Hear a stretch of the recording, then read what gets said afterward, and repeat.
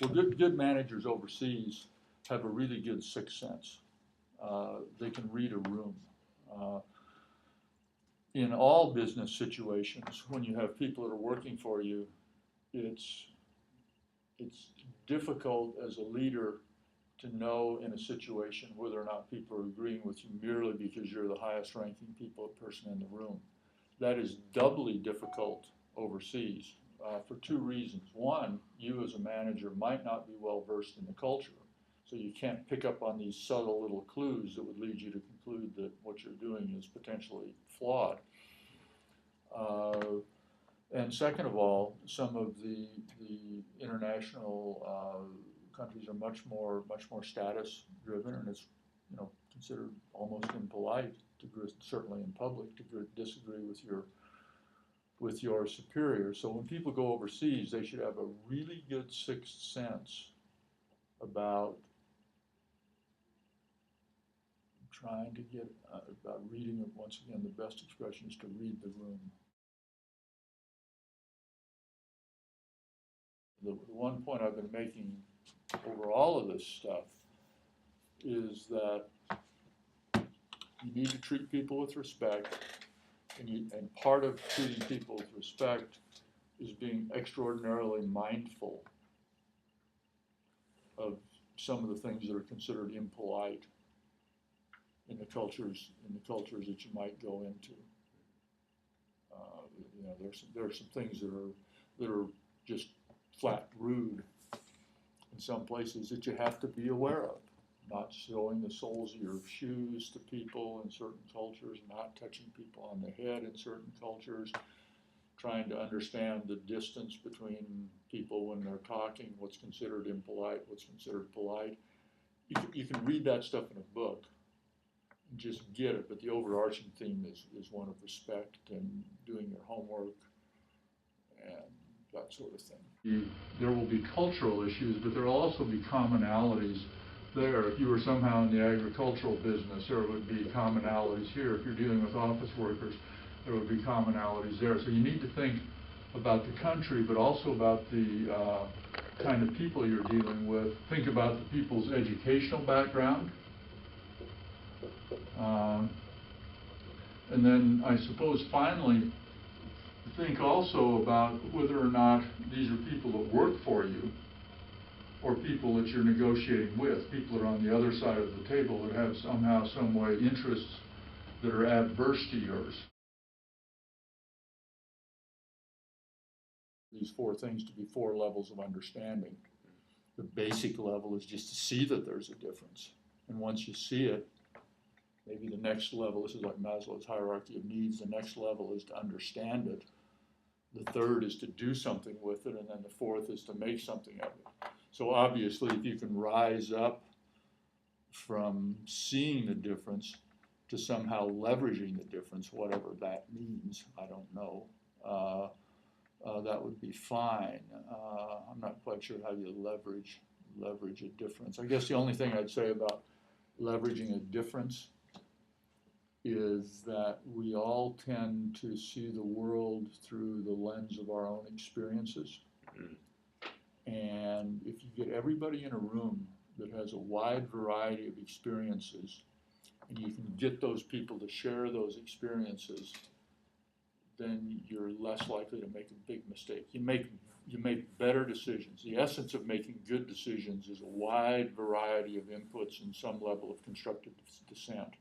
So leveraging the difference in this context, I think would probably be most aptly described as getting people to bring to bear on whatever problem you have the whole variety of experiences that are in the room.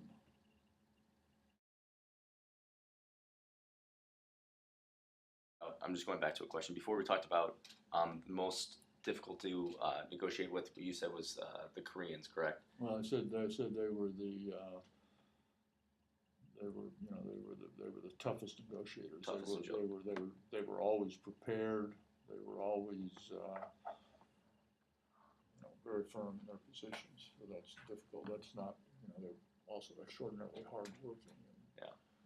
Well, on the flip side, was there like who were the easiest to negotiate with? I don't know. In many ways, I think the British were probably the easiest to negotiate with because there are probably the fewest.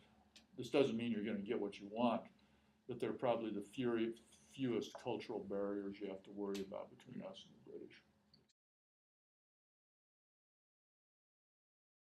The main issue that leaders abroad must face, and why? Not being totally isolated. The main issue they face is not being in a cocoon. So just like going beyond. Just trying to understand what's going on. Mm-hmm. Should cross-cultural training be host country specific or general to teach universal methods to understand and manage cultural differences? Both. Both.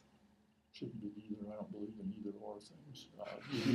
You need some overall things like what I said, treat people with respect, do your homework, be aware of the industry, but then you absolutely need specific cultural things as well.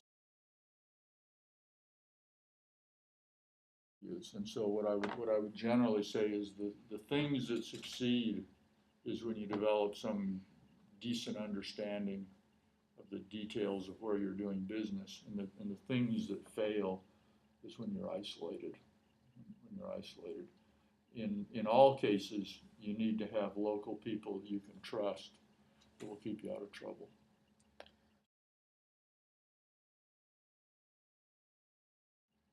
Do different cultures respond to different motivation techniques?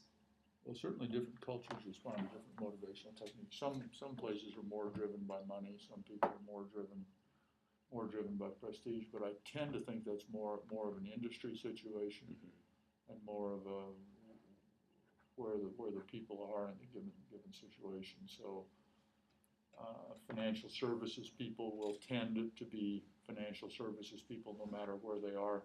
Government people will tend to be government people no matter where they are. Blue collar workers will tend to be blue collar workers.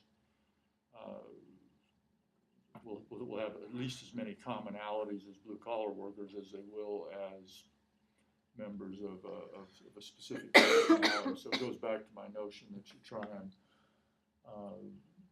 think a little bit more in the terms of matrices.